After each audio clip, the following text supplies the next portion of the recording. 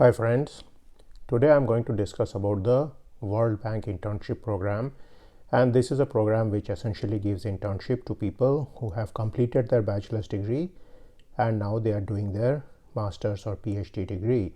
This program is of course open to people from around the world. Now the World Bank names this program as the Bank Internship Program or the BIP, and this is essentially given to highly motivated people to get exposed to the inner workings of the World Bank, and also it's expected that these guys will bring in new perspective, innovative ideas and research experience, and they can also enhance their CV with practical experience during this process. Now I am familiar with some people who were actually doing their PhD in economics department who were able to get this internship, but to remember that this is open to all kind of people, so I'm going to discuss this in detail later, including fields such as social sciences, engineering and even humanities. So let's take a look at that. Now before I begin, let's look at some of the aspects which are required for this particular program. Now the fields where you are going to work in are development operations, human resources, communication, accounting and so on, and it's required that you have a undergraduate degree or a bachelor's degree in any discipline which is completed, and now you are enrolled as a full-time graduate student in a master's or PhD program. So you are going to have to provide this proof that you are enrolled in this graduate degree program. One interesting thing about this program is that it doesn't have any age limits, unlike many programs which have age limits such as 30 or 40 years or so. So there is no age limit in this particular program. Now it's required that you have English fluency. You also can have some good knowledge in a language such as Russian, French, Spanish, Arabic, Portuguese or Chinese, and I'm sure you can have good experience in some different language. That's also going to help, but these languages are explicitly mentioned, so if you are somebody who has familiarity with any of these languages, that's going to help your case. Now computing skills are always welcome and they are advantageous, so I would certainly assume that you should be somebody who knows Excel, Word and PowerPoint at the least, and probably you are somebody who knows a little bit about getting data. For example, you know the language SQL or SQL, so that's something which is very useful to you. And again, if you want to expand your skills further in that direction, I would say Tableau would be very important. Try to master Excel and also learn any of the business intelligence software such as Power BI and so on. Now they also mentioned that diversity is very important, so if you are a woman then it's certainly an advantage in this kind of situation, but they are also looking at diverse professional and academic background. So it is not just diversity of gender, it could also be diversity of races, it could be diversity in terms of where your college education has taken place, which country you are coming from, and also the particular major you have. So it may be that you are applying from a certain very different type of major, maybe you're a philosophy student, an art student or a computer science student, and this would be also of interest to them. So their primary objective is to get the best talent in the world. That is what they say on their web page. So now let's look at the qualifications which they like most.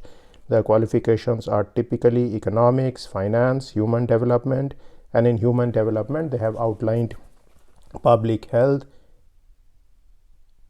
education, nutrition, popular social science, and anthropology and sociology. So these are very important disciplines for them.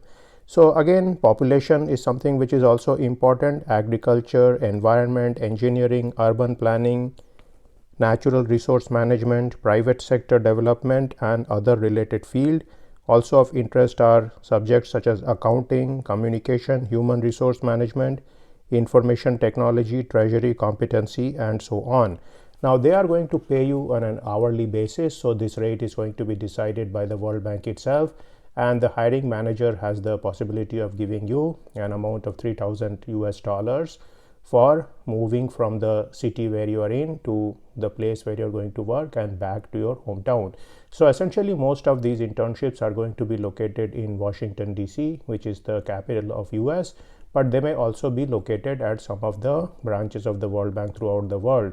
And like I mentioned before, it is open to people of all nationalities, so you can take advantage of that. Now, what are the things you need to give here? You need to give your curriculum vitae, you need to give a statement of interest, which is somewhat similar to the statement of purpose. I have made a video on the statement of purpose. I'm going to put that on the end screen. And also you need to give the proof of enrollment in a graduate degree program in any institution. Finally, I should mention that most of these internships are going to be based in Washington, D.C., where the head office of the World Bank is located. So you may have to come there to take advantage of that. Now, some of the people I knew who were able to get this internship were located near this situation. So what happens is that most of the people who get an internship in Washington, D.C., they tend to live in Maryland or Virginia or one of these states, and they essentially take the metro rail system to commute from their apartments or the accommodation they have to the World Bank institution. So that is something which they do. So again, if we look at this particular scholarship, we see that it is a very good scholarship. They are essentially trying to help the students at the graduate level to get some practical knowledge, and they have a lot of different problems which are of great interest. They will certainly have a lot of data at their disposal, and they also have a lot of models in terms of economics and so on. So whether you are a person who is at the core of economics or somebody from the social sciences, specifically sociology or anthropology, or somebody who is dealing with any aspect of development economics as such, and also somebody who is knowledgeable about engineering or computing, then you can certainly consider applying to these internships, which are going to propel you to the next level. It's certainly going to look very good on your CV, and it's going to certainly help your career prospects down the road. Now, some of the people I know who actually got these internships in World Bank were later absorbed in World Bank. Now, there is no guarantee of this, but it often happens that if a certain institution has expended a lot of time and effort in training an intern, then they often like to recruit this intern permanently if they can, because generally they do not want to waste this time and effort and let this person go somewhere else, because at least 3 months is required in generally onboarding a person on the various aspects of any job, whether it be the computer aspects, whether it be the way the system works, the meetings and so on. So this kind of training is very beneficial if you are somebody who is seeking to get employment in the World Bank down the road. So I'll end this video now, and I will see you in a video sometime soon. See you then.